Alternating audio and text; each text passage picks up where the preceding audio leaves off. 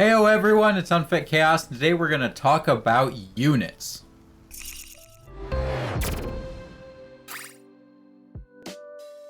Alright, so as I mentioned today, we are going to jump into units in Conqueror's Blade. And first off, the question most people are going to have is, how do you get new units? So let's talk about the three different ways that you can unlock units in Conqueror's Blade.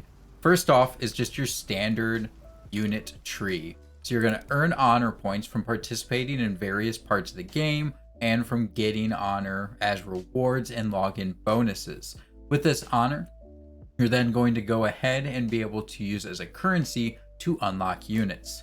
As you can see, this is a tree system, so to get to better tier units, you are going to have to unlock what is below that to get to it. So you have to unlock all these nodes to get up to Palace Guards, or you have to unlock Pike Militia to eventually get to Prefecture Pikemen. So that's going to work for all the different trees. You have to follow up the nodes to eventually unlock the higher tier units. This does mean that you're going to want to get an idea of what you want down the road, so that way you can focus your unlocks towards the end goal. If you spread out too thin early on, it is going to make it very difficult and make it take longer to get higher tier units. This does bring us to item 2 for unlocking units, and that is, and I always pronounce this wrong, Signiculum, I think is what they're called. We're going to say Signiculum. So what these are is they're actually items that you can receive once again from playing the game that then unlock progress towards units. So one of the main ways to get this is through the season. Under the season store, you're going to have battle relics. Battle relics will then be used as a currency at the War Scholar to unlock random Signiculums. And with these, you're going to unlock various progress. So inside the Scholar, you'll get these Signiculums, and then with this, you'll get either experience if you already have the unit associated with it, or you'll get progress towards unlocking the unit. It takes 20 to unlock a unit. Now, even if you don't actually get all 20, each one that you put towards a unit, like my halberdiers, you can see already have 6 put into it. That will reduce the cost in honor to then unlock it. So it will help out in the long run with making stuff cheaper, if not just outright giving it to you for free. So the last way to unlock units is once again the season. Each season tends to have unit challenges for free units. I say free, but they do require effort. For example, the Janissaries from season 4, this is the first unit that you could get. It took 1 stage to unlock a 3-day contract to use the unit for 3 days, and then a second stage to actually unlock the unit.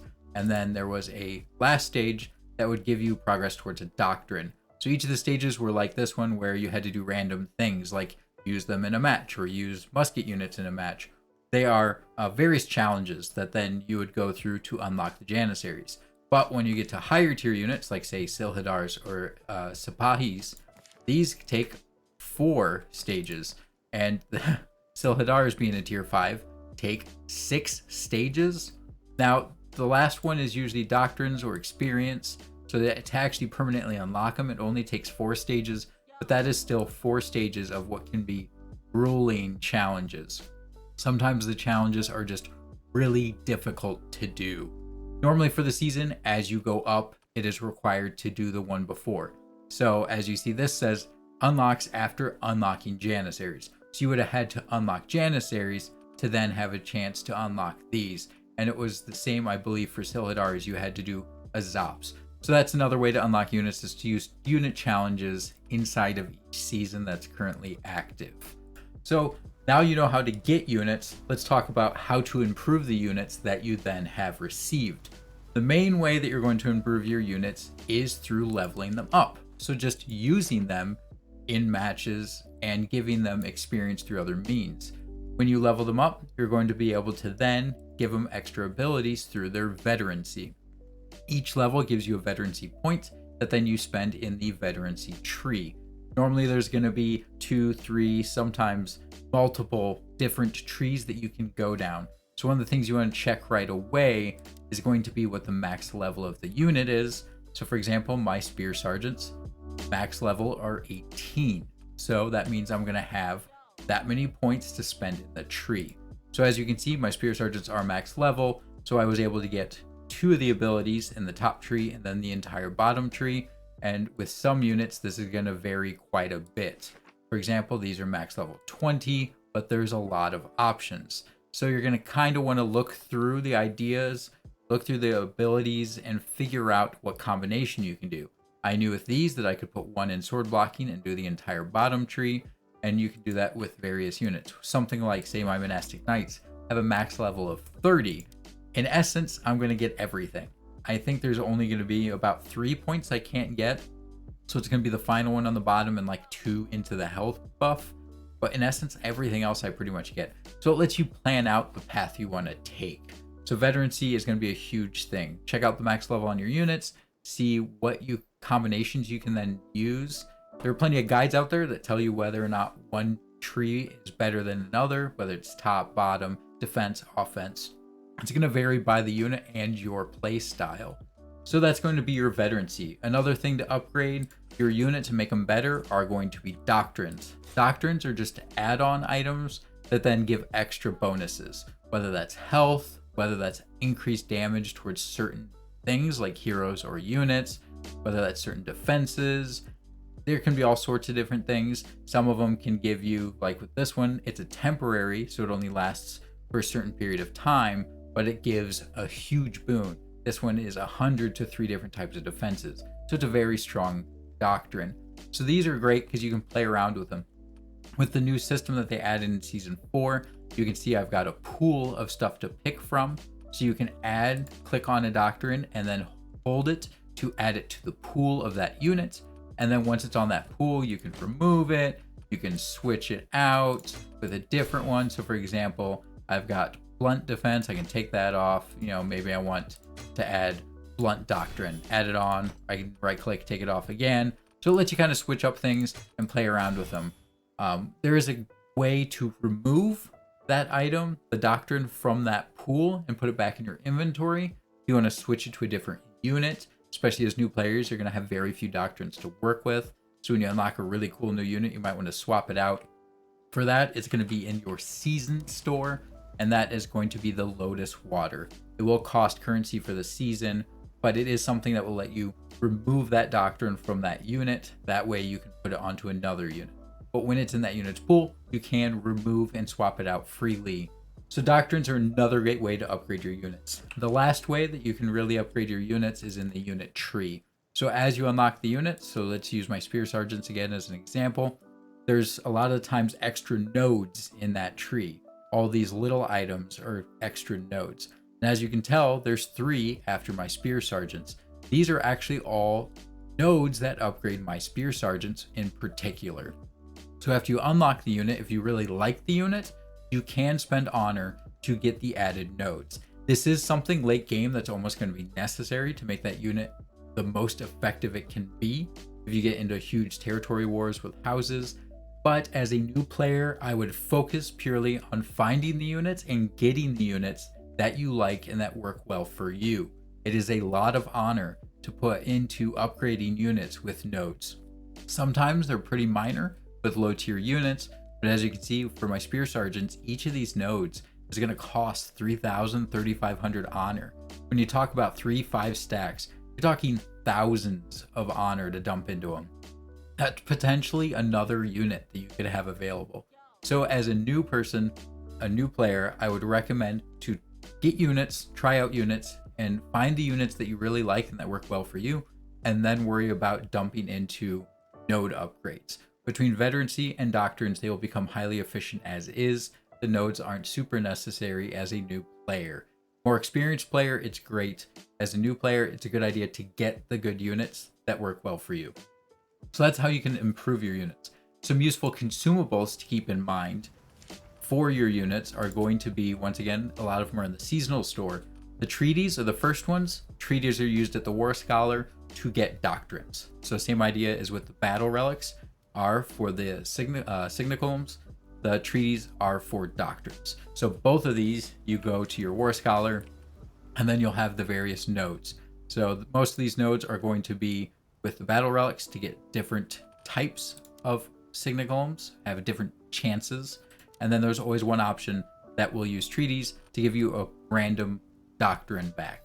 So that is going to be the one for doctrines. Other than that, you do have unit medals. These are just straight XP to a particular unit. So it's 5,000 XP per unit medal. So you can get those from various rewards or buy them in the seasonal store, and you'll just spend it on a particular unit to give it straight experience and level it up quicker. Some other ones are, you do have the unit XP cards. This will give you an XP bonus for a match. You'll usually get these pretty easily throughout playing the game through various rewards.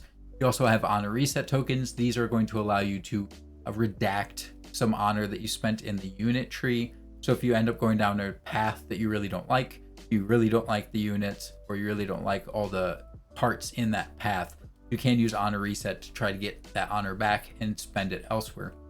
Do keep in mind though that with Signiculums giving you in essence a free unit, you're not going to have that honor expense. So be very careful about how you're resetting a tree when you have your Signiculums in play as well. That's going to be a lot of the useful consumables that are available for your units. Something else with units is that you do have the mercenary tab. So there's two things in here, auxiliaries and mercenaries. Auxiliaries are just temporary units that are available for you to get. You'll get a set amount of points available per the week, and then you can spend that to unlock units and temporarily use them for that time frame. This is a great way to try out a unit and see if you like it or you like that play style. Do keep in mind though that this unit will be in your barracks and your warband builds. That means that they are going to be taking experience and leveling up, and you could normally have another unit in that place that you currently own and be giving it the experience and leveling that unit up. So I would not use these excessively. It's mainly a good way to test units. So you'll get a certain amount of currency and you can buy up to a certain amount of units based off what you spend on them. Obviously higher tier units cost more. They also require a higher base hero level. Now the mercenaries tab, this is high cost units. They have special capabilities and they are ones that you typically would pay money for. You can buy them directly with sovereigns or an excessive amount of silver. Now the big thing with these are that they do give you extra bonuses, extra experience and all that when they're in your lineup, and it is something that is really nice to have. But unless you have excessive amounts of silver, like to the point of ridiculousness, you're typically going to get these by paying actual money with normal sovereigns that you'd pay for. So it's something that I wouldn't mess with too much as a new player. Once you kind of feel stuff around, if you really like the game and you want to get that extra bonus of having these units, then go ahead and deal with it then.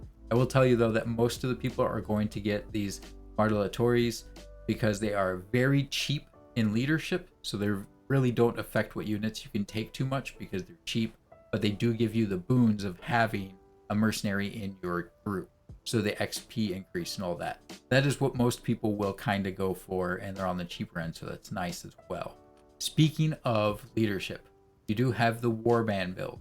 Warband build is for you to preset your unit lineups. That way when you get into a match, you're not sitting there trying to manipulate your units too much. You already have a preset that you can just select and then maybe adjust a unit or two. As you notice, for most of the matches that you get into, you only have 700 leadership. Some equipment does give a little bit of a bonus. I've gotten up to about 714 with some gear before, but base is 700. So obviously higher tier units cost more leadership, so that way you can't just max out on ridiculously strong units. So be very careful about how you balance things, because high tier units have high cost. There's maintenance associated with units in this game. So something like my monastic knights that are very high tier cost me a lot of money. As they take damage from using them and as their health reduces, I have to spend a lot of money to maintain them. So each unit, like as I mentioned with monastic knights, is going to have that health pool. As you use them, that health pool will reduce. As you can see, spear sergeants are 84 out of 100, and you need kits to repair them. So you're repairing the unit and healing them back. Those kits, as higher tier units, will cost way more. As you can see, 5 kits for my spear sergeant cost me like 17,000 bronze. But you look at something that's lower tier, a pikeman like my Rattan pikeman, so they're tier 2, 3 kits only cost 2,000. So as you can tell, it's a very stark difference. If my monastic knights were at like 89 health, I'd be spending probably 25 to 30,000 bronze to heal them back up. So that's something to keep in mind as a new player. If you're low on bronze, higher tier units cost more, so it'll make it harder to maintain.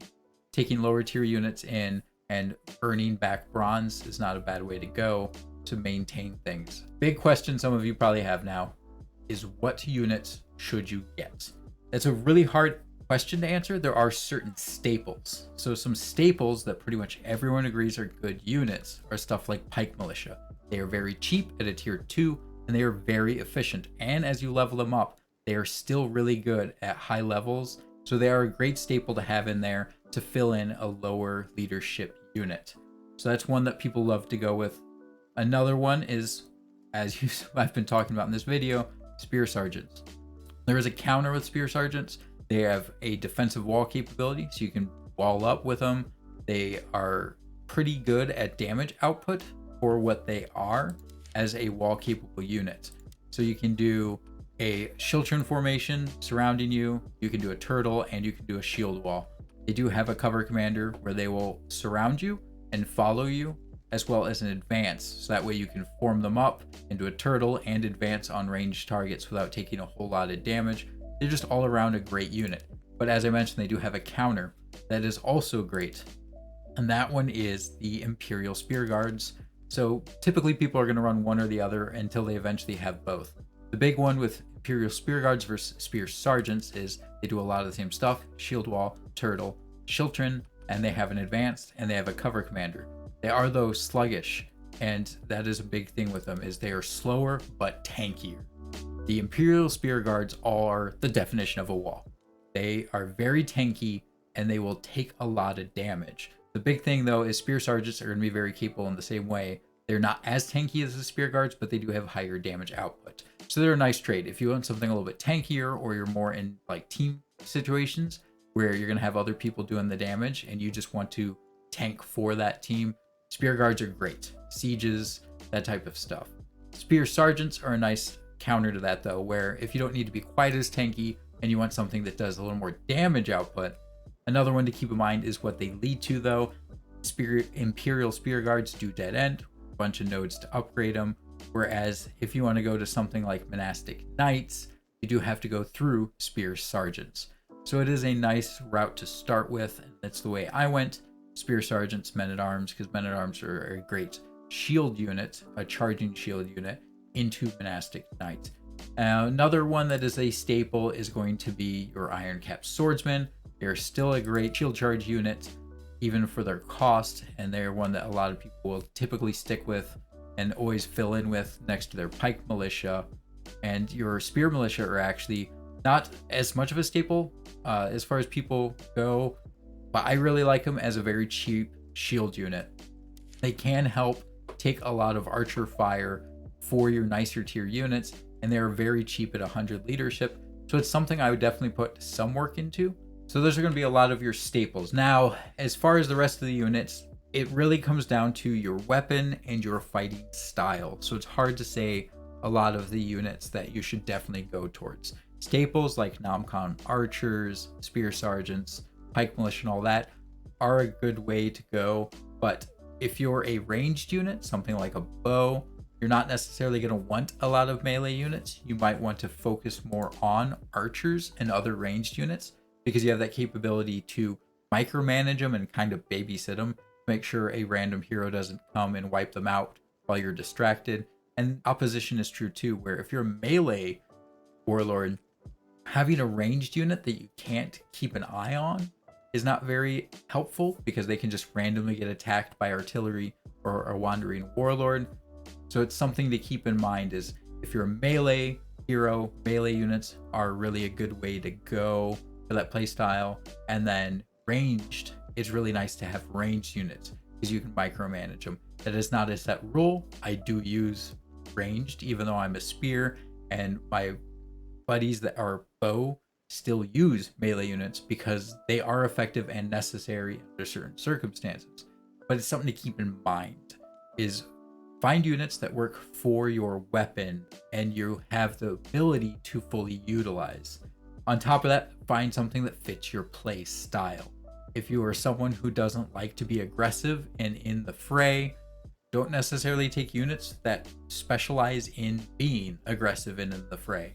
So find units that fit your weapon and fit your play style and just try stuff out, because eventually you'll find stuff that definitely sticks for you and that you really like, and then you can fully explore that and unlock those units and upgrade those particular units. So the last thing we have to talk about is the technology tree. This is going to be very brief. It's generally just collecting XP and stuff towards this.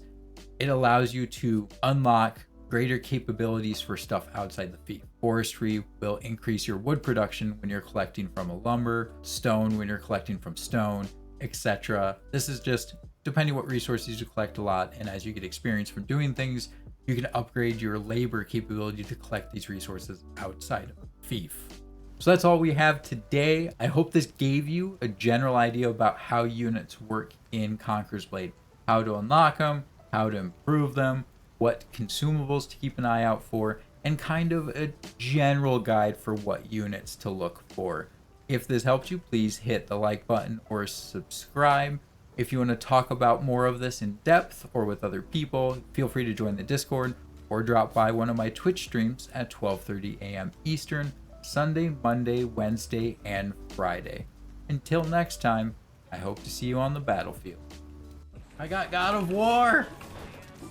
Oh, this match is going so well.